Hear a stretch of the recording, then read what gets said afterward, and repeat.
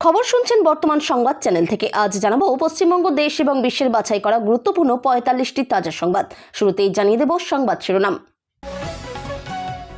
রাজ্যে এক দফায় ভোট, সিও দপ্তর তাই চাইছে। নিরাপত্তা ও স্বচ্ছ নির্বাচন চায় বিজেপিও। রায়দিঘিতে বিজেপিতে ভাঙন, তৃণমূল যোগ দিলেন শতাধিক কর্মী। মাদ্রাসায় জঙ্গি তৈরি হচ্ছে, বিধানসভায় অগ্নিমিত্রার মন্তব্যে আপত্তি ফিরহাদের, তুঙ্গে বিতর্ক। বাপ নিয়ে চুলোচুলি, মোদির বেটা শুভেন্দু, উদয়নের বাবা চোর, উত্তাল বিধানসভা, ঘটনা কি? কাটা দিয়েই কাটা তোলার চেষ্টা, 10 লক্ষ চাকরি, 3000 টাকা লক্ষ্মীর ভান্ডার, বিরাট ঘোষণায় তোলপাড় ফেললেন শুভেন্দু। নেপালের পশ্চিমাঞ্চলে মর্মান্তিক পথ দুর্ঘটনা, যাত্রী বোঝাই বাস খাদে পড়ে নিহত অন্তত 13, আহত 30-এর বেশি। আমরা ক্রিমিনাল নই, অগ্নিমিত্রার সাম্প্রদায়িক তাস খেলতেই তুলোধনা ফিরহাদের। বিধানসভা ভোটের আগে 1444 কেন্দ্রীয় পর্যবেক্ষকের ব্রিফিং শেষ, কড়া বার্তা নির্বাচন কমিশনের। মূল অভিযুক্ত সন্দীপ ঘোষ, আরজিকর দুর্নীতি মামলায় প্রথম চার্জশিট ইডির। বাজেট আলোচনায় বিজেপির তরফে শুভেন্দু, অশোক, শঙ্করদের একগুচ্ছ প্রস্তাব সরকারকে, কি জবাব দিলেন অর্থ প্রতিমন্ত্রী চন্দ্রিমা? লক্ষ্মীর ভান্ডারের হারে বাড়বে বার্ধক্য ভাতাও, বিধানসভায় স্পষ্ট করলেন অর্থমন্ত্রী। বিধানসভায় নজিরবিহীন বিতণ্ডা, একে অপরের বাপ ধরে টানটানি উদয়ন শুভেন্দুর। ইসলামাবাদে আত্মঘাতী জঙ্গি হামলা, শিয়া মসজিদে জুম্মার নামাজে বিস্ফোরণে মৃত 31, জখম 169। বিজেপির রাজ্য সম্পাদকের বিরুদ্ধে টাকা হাতানোর অভিযোগ, মামলা দায়ের করলেন দলের নেতা। শুনানির জোড়া নোটিশ, কুলপিতে এসআইআর আতঙ্কে মৃত্যু বৃদ্ধার। ডিএনএ রিভিউয়ের পথে রাজ্য, রাস্তায় নেমে সরকারকে অচল করার হুঁশিয়ারি সংগ্রামী যৌথ মঞ্চের। বিধানসভায় চন্দ্রিমা অশোক সংঘাত, ব্যক্তিগত আক্রমণের অভিযোগে ওয়াকআউট বিজেপির। হাতে শ্রমিকদের রক্তের দাগ, মেঘালয়ে খনি বিস্ফোরণে এনপিপি সরকারকে নিশানা অভিষেকের। পথ দুর্ঘটনায় মৃত্যু স্ত্রী এবং 9 মাসের সন্তানের, দেহ মর্গে রেখে এসআইআর শুনানিতে গেলেন শিক্ষক। নতুন আতঙ্ক, মৃত্যু হচ্ছে একের পর এক কাকের, এবার নজরে কোন ভাইরাস, জারি সতর্কতা। ময়নায় ফিল্মি কায়দায় বিএলওকে অপহরণ, তারপর কি ঘটল? ভোট নিয়েও ঘর দিল না শাসক, বাংলার বাড়ি প্রকল্পে মালদায় চরম দুর্নীতির অভিযোগ। বৃদ্ধার গলার হার, হাতের বালা খুলে নিয়ে শ্বাসরোধ করে নৃশংসভাবে খুন। কাজের চাপে আরও এক বিএলওর মৃত্যু, শিক্ষিকার মৃত্যুতে রাজনৈতিক তরজা মুর্শিদাবাদে। বাসে ব্যাগ বিভ্রাট, কান্নায় ভেঙে পড়ল মাধ্যমিক পরীক্ষার্থী, শেষমেশ দেবদূত হয়ে হাজির পুলিশ। ভাতা নয় বেতন চাই, কল্পতরু বাজেটেও খুশি নন আশা কর্মীরা, স্বাস্থ্য ভবনের সামনে ধুন্ধুমার।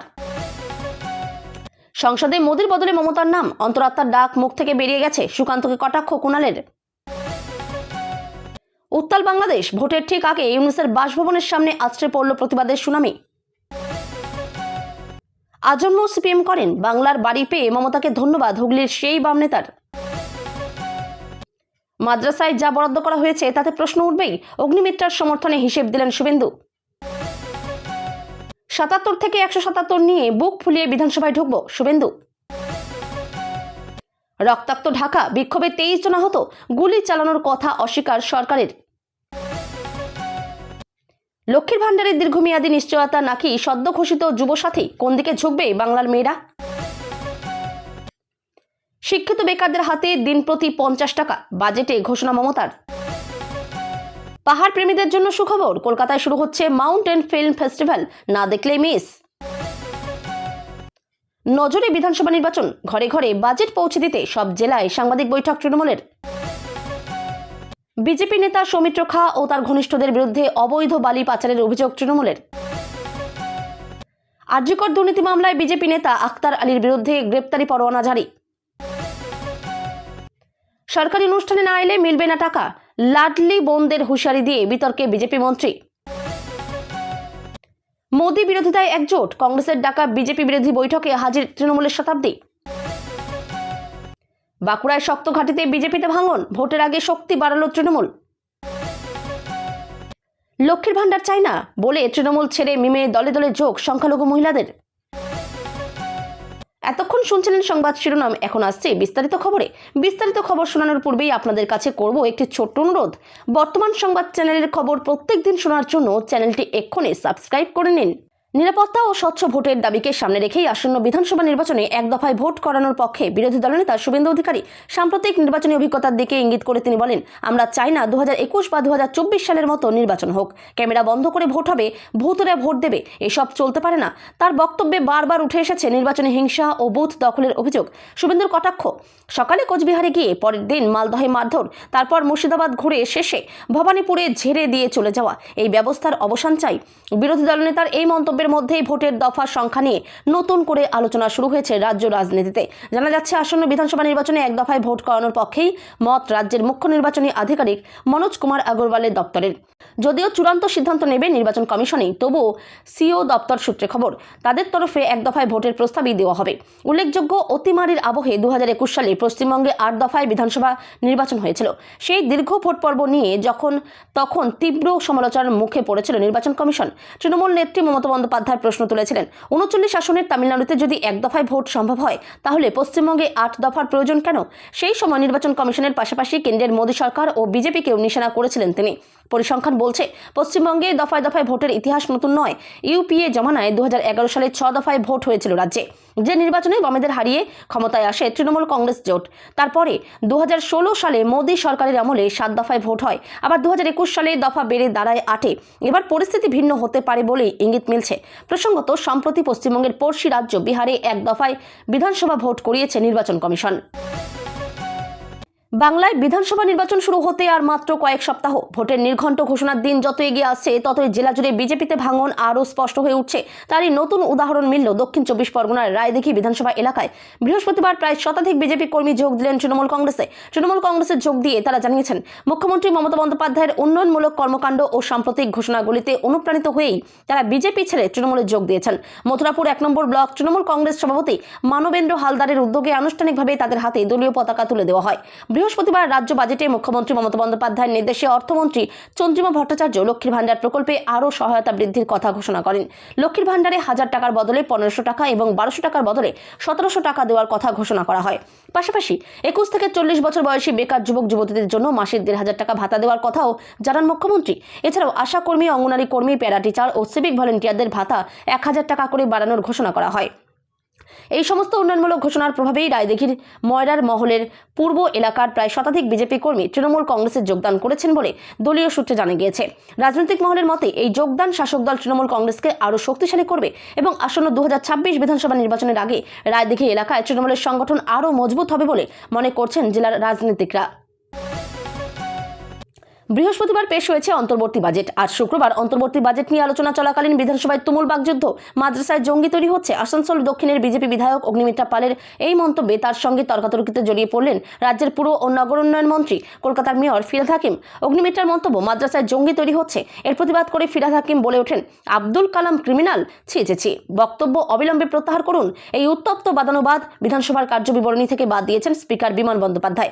শুক্রবার বিধানসভায় বাজেট সংক্রান্ত আলোচনা শুরু হতেই বিরোধী বিধায়কদের আচরণ নিয়ে পরিস্থিতি অশান্ত হয়ে উঠেছিল। তারই মধ্যে বিস্ফোরক মন্তব্য করেন বিজেপি বিধায়ক অগ্নিমিত্রা পাল।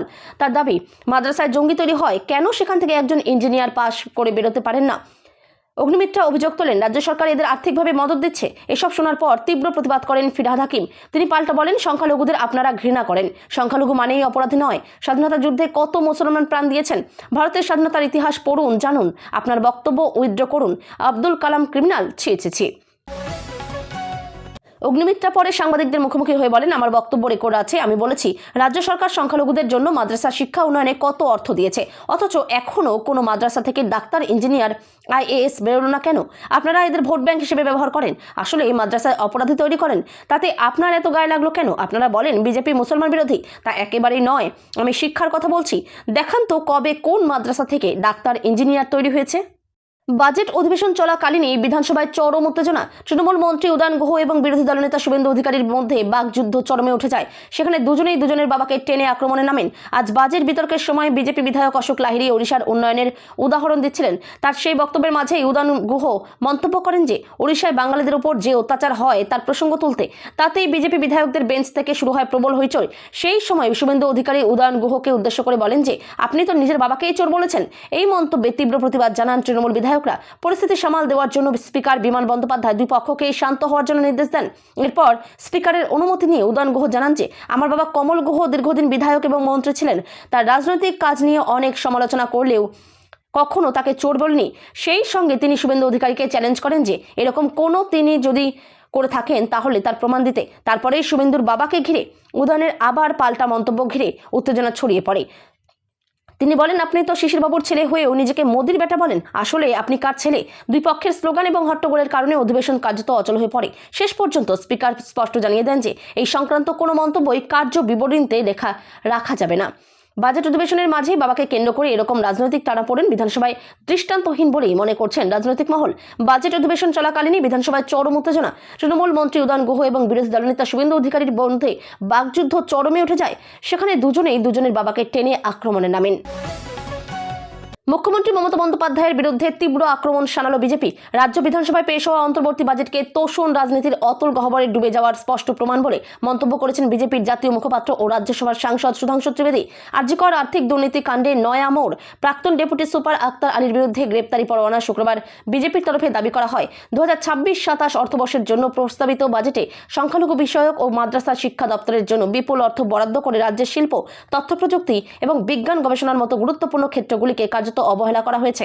বৃহস্পতিবার বিধানসভায় পেশ হওয়া 4.6 লক্ষ কোটি টাকার অন্তর্বর্তী বাজেটে মহিলা, যুব সমাজ এবং আশা কর্মী, সিভিক ভলেন্টিয়ার, শিক্ষা বন্ধুদের জন্য নগদ সাহায্য ও ভাতা বৃদ্ধির ঘোষণা করা হয়েছে, যা আসন্ন বিধানসভা নির্বাচনের আগে স্রেফ ভোটমুখী পদক্ষেপ বলেই অভিযোগ বিজেপির। বাজেট নিয়ে প্রতিক্রিয়া জানাতে গিয়ে সুধাংশু ত্রিবেদী বলেন, প্রধানমন্ত্রী নরেন্দ্র মোদীর নেতৃত্বে দেশ যখন উন্নয়নের নতুন উচ্চতায় পৌঁছেছে তখন তৃণমূল কংগ্রেস ও মমতা বন্দ্যোপাধ্যায়ের নেতৃত্বে পশ্চিমবঙ্গ ক্রমশ তোষণ রাজনীতির অন্ধকারে তলিয়ে যাচ্ছে। নেপালের বাইটাদি জেলায় বৃহস্পতিবার গভীর রাতে ভয়াবহ সড়ক দুর্ঘটনায় মৃত্যু হল অন্তত 13 জনের। উত্তরাখণ্ডের পিথোরাগড় সংলগ্ন এই সীমান্তবর্তী এলাকায় যাত্রী বোঝাই একটি বাস নিয়ন্ত্রণ হারিয়ে প্রায় 200 মিটার গভীর খাদে পড়ে যায়। দুর্ঘটনায় গুরুতর আহত হয়েছেন অন্তত 34 জন। পরে চিকিৎসাধীন অবস্থায় ডাডেলধুরা হাসপাতালে আরও 5 জন যাত্রীর মৃত্যু হয়েছে। মৃতদের মধ্যে একজন মহিলা রয়েছেন। পশ্চিম নেপালের পুরচৌদি 7 এলাকার বদগাঁও অঞ্চলে এই দুর্ঘটনাটি ঘটে বলে জানা গিয়েছে। দুর্ঘটনার খবর পেয়ে স্থানীয় বাসিন্দা, নেপাল পুলিশ ও সশস্ত্র পুলিশ বাহিনীর উদ্ধারকারী দল রাতভর উদ্ধার কাজ চালায়। আহতদের দ্রুত বাইটাদি ও ডাডেলধুরা জেলার বিভিন্ন হাসপাতালে ভর্তি করা হয়েছে। চিকিৎসক দল নিরবচ্ছিন্নভাবে চিকিৎসা চালিয়ে যাচ্ছেন ও আশঙ্কাজনক অবস্থায় থাকা রোগীদের উপর কড়া নজর রাখা হচ্ছে। উদ্ধারকারী বাহিনীর প্রাথমিক অনুমান, পাহাড়ি রাস্তা বেয়ে ওঠার সময় অতিরিক্ত বোঝাই বাসটির প্রেসার পাইপ ফেটে যাওয়াতেই নিয়ন্ত্রণ হারিয়ে এই দুর্ঘটনা ঘটে থাকতে পারে। তবে তদন্ত শেষ না হওয়া পর্যন্ত নিশ্চিতভাবে কিছু বলা যাচ্ছে না। এদিকে বেশ কয়েকজন আহতের মধ্যে এখনও সংকটজনক হওয়ায় মৃতের সংখ্যা আরও বাড়তে পারে বলে আশঙ্কা করছে প্রশাসন। পুরো এলাকায় শোকের ছায়া নেমে এসেছে। বিধানসভার বাজেট অধিবেশনে নজিরবিহীন তরজায় তপ্ত হয়ে উঠল বিধানসভা। আর এই চরম বিতণ্ডায় জড়ালেন বিজেপি বিধায়ক অগ্নিমিত্রা পাল ও পুর ও নগর উন্নয়ন মন্ত্রী ফিরহাদ হাকিম। অন্তর্বর্তী বাজেটে সংখ্যালঘু সম্প্রদায়ের উন্নয়নে বরাদ্দ বৃদ্ধি নিয়ে বক্তব্য রাখতে গিয়ে অনুপ্রবেশকারী এবং ক্রিমিনাল ইস্যু তুলে তৃণমূলকে নিশানা করেন অগ্নিমিত্রা পাল। সাম্প্রদায়িক তাস বিধানসভার অধিবেশনে খেলতেই তেতে ওঠেন মন্ত্রী ফিরহাদ। সরাসরি অগ্নিমিত্রার মুখের উপর জবাব দেন ফিরহাদ। তাতেই উত্তপ্ত বাতাবরণ তৈরি হয় বিধানসভায়। বাজেট আলোচনার পরিবর্তে বিজেপি বিধায়কের এমন মন্তব্যে বিধানসভার গরিমা নষ্ট হয় বলে মনে করছেন অনেকেই। এদিকে সংখ্যালঘু উন্নয়ন ও মাদ্রাসা শিক্ষার জন্য বরাদ্দ অর্থ নিয়ে তীব্র রাজনৈতিক সংঘাতের সাক্ষী থাকল রাজ্য বিধানসভা। সেটাকেই আক্রমণ করে সাম্প্রদায়িক তাস খেলেন বিজেপি বিধায়ক অগ্নিমিত্রা পাল। এমনকি ক্রিমিনাল তৈরির কাজ করছে রাজ্য সরকার বলতেই উত্তাল হয়ে ওঠে বিধানসভা। বিজেপি বিধায়ক অগ্নিমিত্রা পাল বলেন, এই সরকার সংখ্যালঘুদের হাতে বন্দুক তুলে দিচ্ছে। এই সরকার মাদ্রাসা শিক্ষায় বাজেট বাড়িয়েছে। মাদ্রাসা পড়ার পরে কেন ডাক্তার, ইঞ্জিনিয়ার হচ্ছে না কেউ কেন ক্রিমিনাল হওয়ার দিকে এগিয়ে যাচ্ছে। সংখ্যালঘু উন্নয়ন ও মাদ্রাসা শিক্ষায় বাজেটে বরাদ্দ 10% বেড়েছে। তা সত্যিই শিক্ষায় নাকি অনুপ্রবেশকারীদের বাঁচাতে? নিজেদের রাজনৈতিক এজেন্ডা তৈরি করতে এসব করা হয়েছে। অন্যদিকে অগ্নিমিত্রা পালের বক্তব্যের তীব্র বিরোধিতা করে ফিরহাদ হাকিম এমনকি তুলোধনা করেন রাজ্যের মন্ত্রী।